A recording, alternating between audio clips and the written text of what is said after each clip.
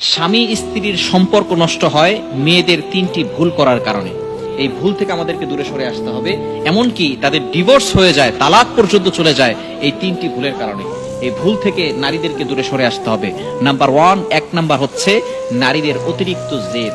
অতিরিক্ত জেদ যে সমস্ত নারীদের রয়েছে তারা কিন্তু স্বামীর সাথে ভালো ব্যবহার করে না, স্বামীর সাথে অতিরিক্ত জেদ দেখায়, অতিরিক্ত রাগ করে। খবরদার, আপনার স্বামীর সাথে অতিরিক্ত রাগ দেখাবেন না।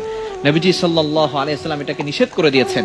কোন স্ত্রী যদি জানতো তার স্বামীকে কতটুকু ব্যবহার করতে হবে, তার সাথে কতটুকু ভালো ব্যবহার করতে হবে, তাহলে কোনোদিন কোন স্ত্রী তার মুখ তুলে স্বামীর সাথে কথা বলতো না, এতটা ভদ্রতার সাথে কথা বলতো। নবীজি সাল্লাল্লাহু আলাইহি ওয়াসাল্লাম জানিয়ে দিয়েছেন আল্লাহ ছাড়া কাউকে সেজদা দেওয়া জায়েজ নাই। যদি জায়েজ থাকতো স্ত্রী তার স্বামীকে সেজদা করত।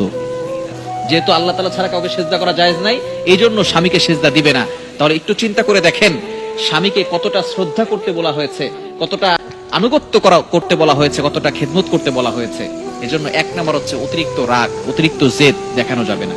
নাম্বার 2, দ্বিতীয় নাম্বার হচ্ছে বেশি বেশি করে স্বামীর সাথে তর্ক করা। অনেক স্ত্রী আছে স্বামীর সাথে তর্ক করে, এটা কখনো করবেন না। স্বামীর সাথে যে সমস্ত স্ত্রীরা ঝগড়া করে, তর্ক করে, স্বামীকে মানসিক ভাবে চাপ দেয়, সেই সমস্ত স্ত্রীরা বেশি দিন সংসার করতে পারে না। নবীজি সাল্লাল্লাহু আলাইহি ওয়াসাল্লাম এই বিষয়ে সতর্ক করে দিয়েছেন, আপনার স্বামীকে মানসিক চাপ দিবেন না। আপনার স্বামী আপনার কাছে হচ্ছে মূল পরিচয়। আপনার স্বামী যদি না থাকে তাহলে আপনি বুঝবেন দুনিয়াটা কতটা কষ্টের হয়। যে সমস্ত নারীদের স্বামী নাই, ডিভোর্স হয়ে গেছে, তালাক হয়ে গেছে, মাঝে মধ্যে তাদের কাছে যাবেন, তাদের সাথে কথা বলবেন, তখন তাদের মুখ থেকে শুনবেন দুনিয়াটা তাদের কাছে কতটা বোঝা হয়ে গেছে। সে তার বাবা মার কাছে পর্যন্ত বোঝা হয়ে যায়। যদি আপনার স্বামী না থাকে আপনার বাবা মার কাছে আপনি বোঝা হয়ে যাবেন। আপনার ভাই বোন তো দূরের কথা, বাবা মা যারা আপনাকে লালন পালন করেছে, যেই মা আপনাকে পেটে ধরেছে, সেই মা পর্যন্ত আপনাকে দূর দূর করে তাড়িয়ে দিবে।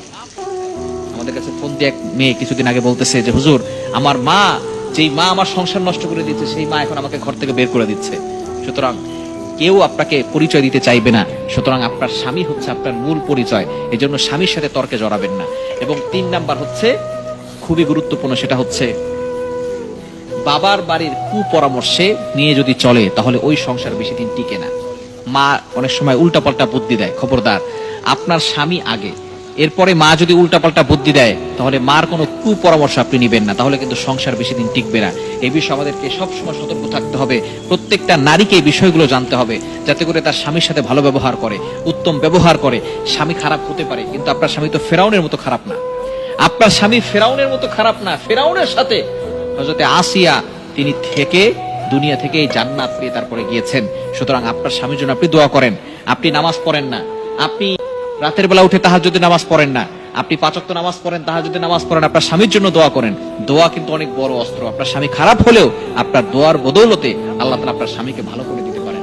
সুতরাং এই 3টি মেয়েদের ভুলের কারণে কিন্তু ডিভোর্স হয়। এগুলো থেকে আমাদেরকে দূরে সরে আসতে হবে।